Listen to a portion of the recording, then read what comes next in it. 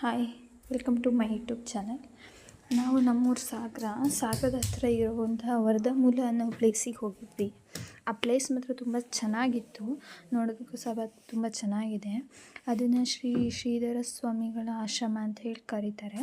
ಹಾಗೆ ಮತ್ತೊಂದು ಹೆಸರು ಏನು ಅಂತ ಹೇಳಿದ್ರೆ ವರದಾಮೂಲ ಅಂತಲೂ ಸಹ ಕರೀತಾರೆ.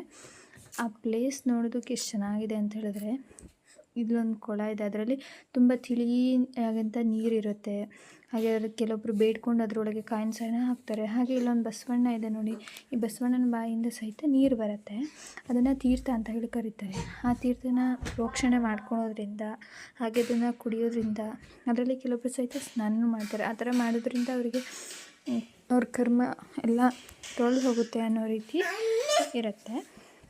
ಅದೆಷ್ಟು ಚೆನ್ನಾಗಿ ನೀರು ಬೀಳ್ತಿದೆ ಅಂತ ಹೇಳಿದ್ರೆ, ನಾವು ಸಹಿತ ಅಲ್ಲೋಗಿ ನೀರನ್ನ ಪ್ರೋಕ್ಷಣೆ ಎಲ್ಲ ಮಾಡಿಕೊಂಡು ಅಲ್ಲಿಂದ ನಾವು ಶ್ರೀಧರ ಸ್ವಾಮಿಗಳ ಸಮಾಧಿ ಅಂತೇಳಿ ಇರುತ್ತಲ್ಲ, ಅದನ್ನು ನೋಡೋಣ ಅಂತ ಹೇಳಿ ಅಲ್ಲಿಂದ ಹೊರಡೋಣ ಅನ್ನೋಷ್ಟೊತ್ತಿಗೆ ಅಲ್ಲಿ ನಿಂತಲ್ಲೇ ತುಂಬ ನೋಡೋದಕ್ಕೆ ಚೆನ್ನಾಗಿರೋದ್ರಿಂದ ಸ್ವಲ್ಪ ಹೊತ್ತು ಅಲ್ಲೇ ನಿಂತ್ಕೊಂಡು ನೀರನ್ನೆಲ್ಲ ಪ್ರೋಕ್ಷಣೆ ಮಾಡಿಕೊಂಡು ಸುತ್ತಮುತ್ತ ಎಲ್ಲ ನೋಡಿಕೊಂಡು ಸ್ವಲ್ಪ ಹೊತ್ತು ಅಲ್ಲೇ ನಿಂತ್ಕೊಂಡ್ವಿ. ಹಾಗೆ ಇಲ್ಲಿ 2 ಪುಟ್ಟ ಮಕ್ಕಳನ್ನ ಕರ್ಕೊಂಡು ಹೋಗಿದ್ವಿ. ನಾನು, ನಮ್ಮ ಫ್ರೆಂಡ್ಸ್, ಹಾಗೆ ಅವ್ರ ಹಸ್ಬೆಂಡ್ ಸಹಿತ ಹೋಗಿದ್ವಿ. ಆ ಪುಟ್ಟ 2 ಮಕ್ಕಳನ್ನ ಹಿಡಿಯೋದಕ್ಕೆ ಭಾಳ ಅಂದರೆ ಭಾಳ ಕಷ್ಟ ಆಯಿತು. ಬರೀ ಕೀಟ್ಲೆ ಮಾಡ್ತವೆ. ಅಲ್ಲಿ ಓಡೋಗೋದು, ಇಲ್ಲಿ ಓಡೋಗೋದು, ಒಂದು ಕಡೆ ನಿಲ್ಲಲ್ಲ. ಬರೀ ಕೀಟ್ಲೆ ಮಾಡೋದಂದರೆ 2 ಮಾಡ್ತವೆ. ಎಲ್ಲಿ ಹೋದರೆ ಪುಟ್ಟ ಮಕ್ಕಳನ್ನ ಮಾತ್ರ ಕರ್ಕೊಂಡು ಹೋಗಬಾರ್ದು ಅಂತ ಅನಿಸ್ಬಿಡ್ತು.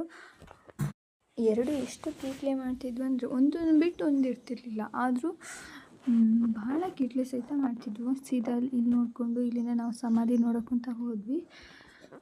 ಅಲ್ಲಿ ಹೇಗಿದೆ ಅಂತ ಹೇಳಿದರೆ ಒಂದು ಮಾತಾಡೋಂಗಿಲ್ಲ, ಹಾಗೆ ಅಲ್ಲಿ ವೀಡಿಯೋ ಸಹಿತ ಮಾಡೋ ಹಾಗಿರಲಿಲ್ಲ. ಹಾಗಾಗಿ ಅದ್ರ ವೀಡಿಯೋನ ನಾನು ಮಾಡಿಲ್ಲ. ಅಲ್ಲಿ ಹೋಗಿ ಒಳಗಡೆ ಸೈಲೆಂಟಾಗಿ ಕೂತ್ಕೋಬೇಕಿತ್ತು. ಅದನ್ನು ನೋಡೋದಕ್ಕೆ ಒಂಥರ ಚೆನ್ನಾಗಿ ಅನ್ನಿಸ್ತಾಯಿತ್ತು, ಸುತ್ತಮುತ್ತ ಇರೋದನ್ನೆಲ್ಲ.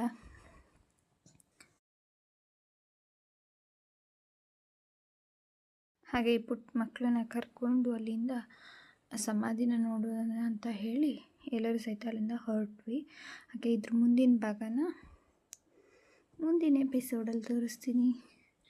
ಮಿಸ್ ಮಾಡದೆ ಎಲ್ಲ ನೋಡಿ, ಹಾಗೆ ಸಬ್ಸ್ಕ್ರೈಬ್ ಮಾಡಿ, ಸಪೋರ್ಟ್